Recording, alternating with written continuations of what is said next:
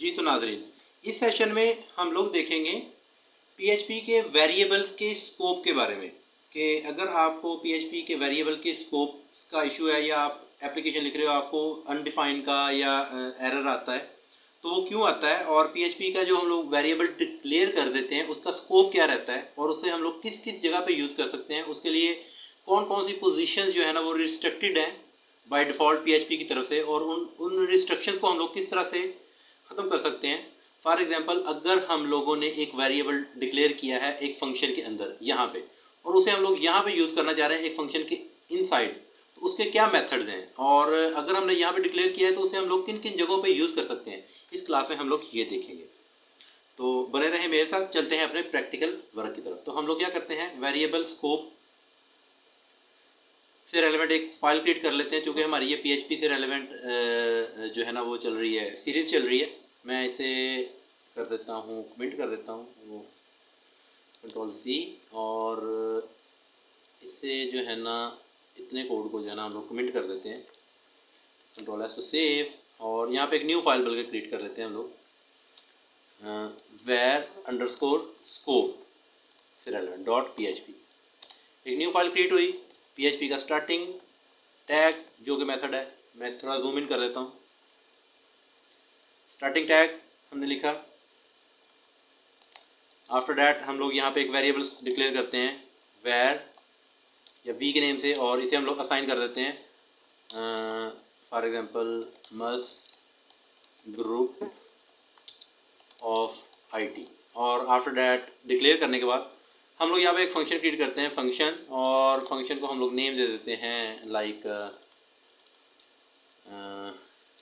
F name दे देते हैं, और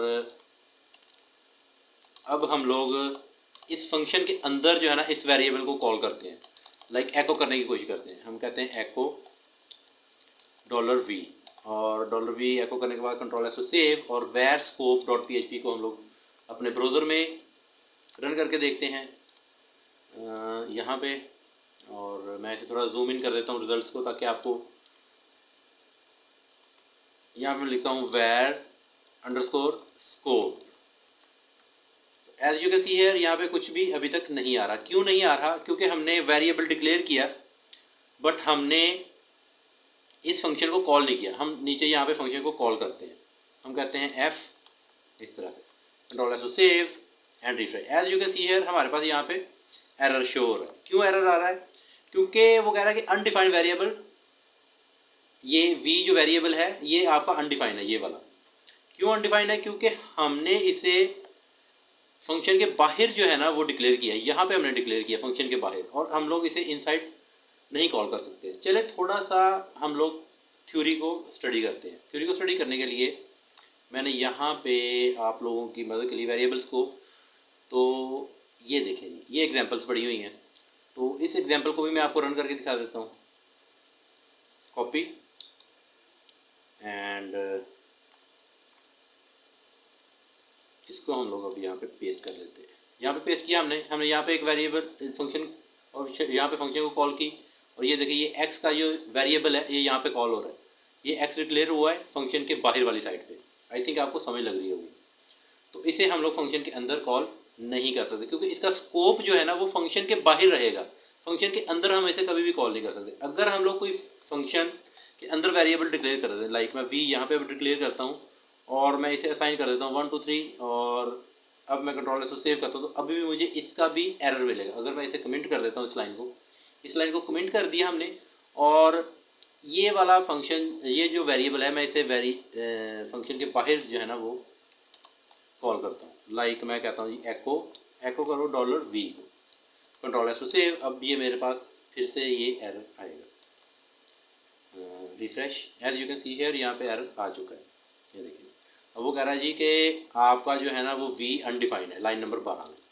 लाइन नंबर 12 कहाँ पे है जी हमारे पास? ये रही हमारी लाइन नंबर 12 यहाँ, क्योंकि ये वाला v जो है ये हमने यहाँ पे फंक्शन के अंदर डिक्लेयर किया है। अच्छा, तो अगर हमें कभी ज़रूरत पड़ जाए कि हम लोगों ने फंक्शन के अंदर एक वेरिएबल या बाहर डिक्लेयर किया है, तो उसे हमने इनसाइड कॉल किस तरह से करना है, तो उसके लिए भी कुछ मेथड है जो मैं आपको अभी बताता हूँ हम लोग किस तरह से वो कर सकते हैं। लाइक ये $x हमने यहाँ पे कॉल किया, जबकि हमने डिफाइन किया फंक्शन के बाहर वाली साइड पे।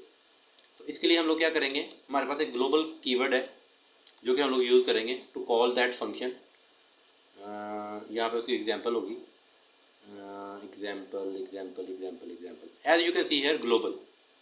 तो हम लोग क्या करेंगे, ग्लोबल का कीवर्ड लिखेंगे और फिर उसको कॉल करेंगे। तो मैं जूम इन करके आपको दिखा देता हूँ। सबसे पहले हम लोग यहाँ पे लिखेंगे ग्लोबल का कीवर्ड और आफ्टर डैट हम लोग $x और डिक्लेयर कर देंगे, control S save.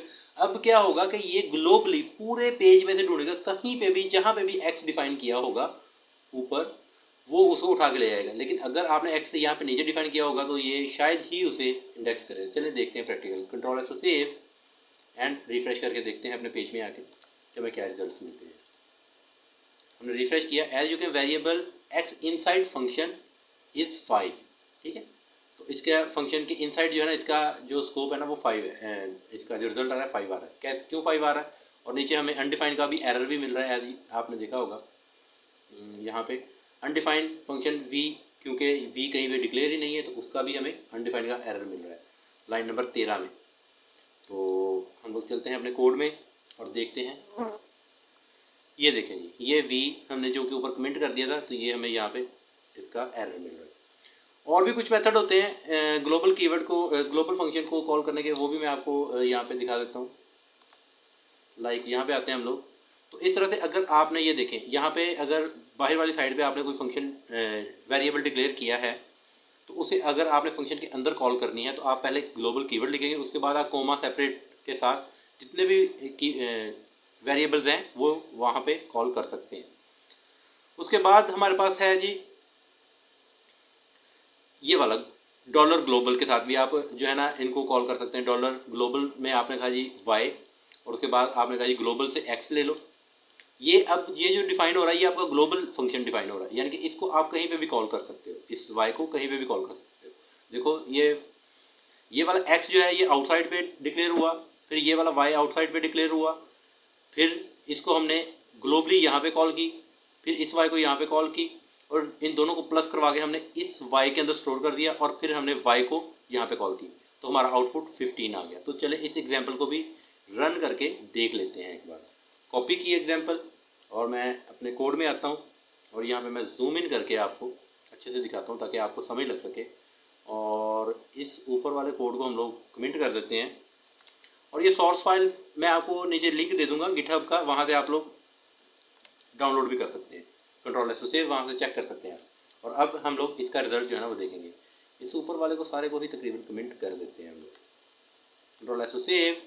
Now go to our web page and result, as you can see here 15 result आ चुका है। कैसे 15 रिजल्ट आ चुका है हमारे पास, हम लोग एक बार फिर से इसे एलेबोरेट कर लेते हैं।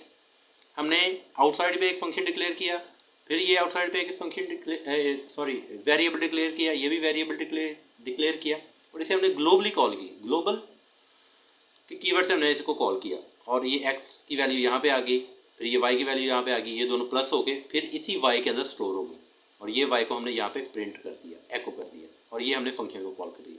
अगर हम लोग फंक्शन को कॉल नहीं करते, फॉर एग्जाम्पल फंक्शन को हम लोग कॉल नहीं करते, कंट्रोल को सेव करते हैं, तो y की वैल्यू हमारे पास ये वाले y की वैल्यू आएगी 10 आएगी। देख लेते हैं एक बार, ये देखें हम लोग रिफ्रेश करते हैं 10 आ रही है वैल्यू। क्यों 10 आ रही है वैल्यू? क्योंकि हमने इसको फंक्शन को कॉल नहीं की। जब फंक्शन को कॉल नहीं की तो y की वैल्यू जो है ना वो रन नहीं हो रही, ये फंक्शन कॉल होगा तो ही y की वैल्यू 15 होगी। तो आई थिंक आपको स्कोप वेरिएबल के स्कोप के बारे में आइडिया हो गया होगा। Thank you very much for watching this session, stay tuned.